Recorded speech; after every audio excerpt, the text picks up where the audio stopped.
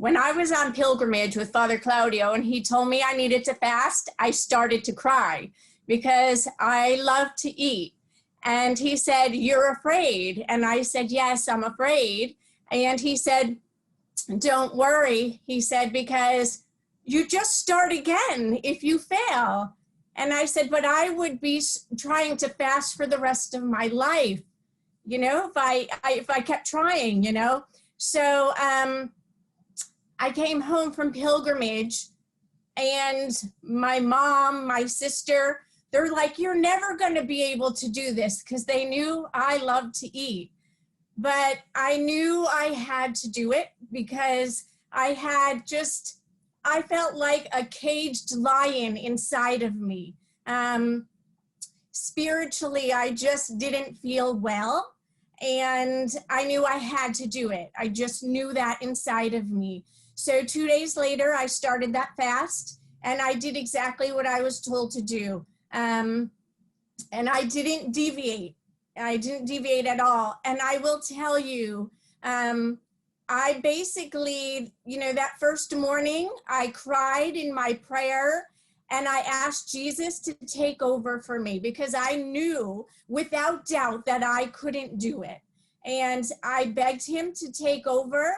And I just put literally, if you could imagine, one foot in front of the other.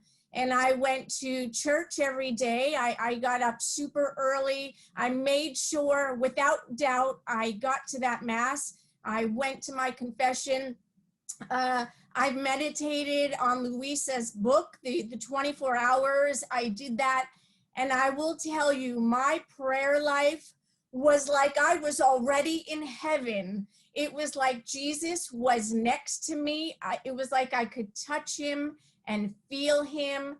People noticed a difference in me. They didn't know what I was doing. My family knew, right? People didn't know what I was doing, but they noticed a difference in me. I was happy. I was joyful. I was peaceful. The world could have been falling apart around me. It didn't matter. I just had so much peace and joy that I hadn't felt probably in all my life.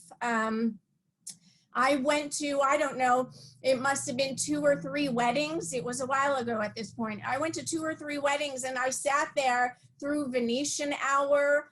No problem, not at all. It didn't bother me at all because I just felt like I had God with me. I had Jesus with me and nothing bothered me. And it just changed me profoundly. And like Dora said, when Dora was saying, she asked me, after that mass, well, what do you do? It really is that simple. Like what Father Claudio says, bread and water, the 3 times a day. You don't overindulge just because it's bread. You have that normal small portion, bread and water. You have that exercised oil and salt, right? You increase your prayer. You go to mass. You want to receive Jesus every single day. You meditate and you just ask Jesus to take over and just expect to be amazed because that's what it is. I can't tell you how much it changed my life. And the one thing I will say is I've done, 3 fastings and I feel like God is calling me to my 4th. Each fasting has a life of its own. My first one was amazing. And I didn't know that going into my 2nd fast. But each fast has a life of its own. They're all completely different. So don't expect one fast to be like the next because they're not.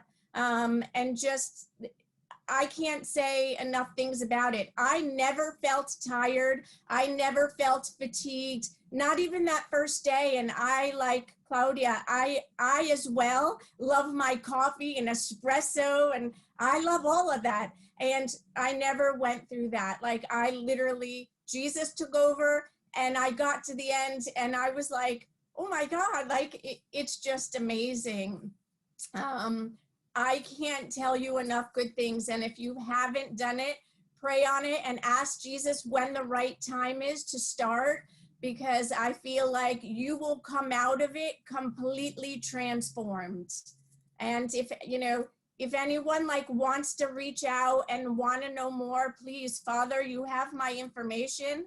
I'm happy to talk to them. You know, I'll fast with them. We could do it together. I'm happy to help, you know, but I can't say enough great things about it. It's powerful.